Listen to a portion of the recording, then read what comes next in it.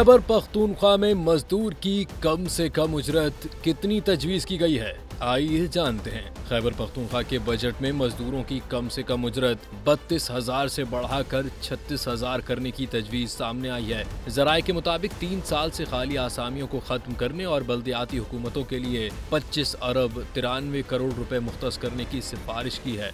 2.5 साल बाद मकामी हुकूमत के लिए तरक्याती फंड का 20% मुख्तस करने की तजवीज़ दी गई। नौजवानों को कर्जे फराहम करने के लिए 10 अरब रुपए और तरक्याती फंड में नए मंसूबों की बजाय 90% फंड जारी मंसूबों के लिए मुख्तस करने की तजवीज़ दी गई।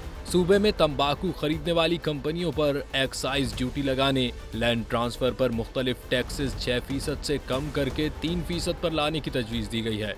बजट में BRT के लिए 3 अरब रुपए तक सब्सिडी फंड, सेहत कार्ड के लिए 28 अरब रुपए से जायद के फंड मुख्तस किए गए हैं। IMF मुआहदे के तहत बजट 100 अरब रुपए तक सरप्लस होगा।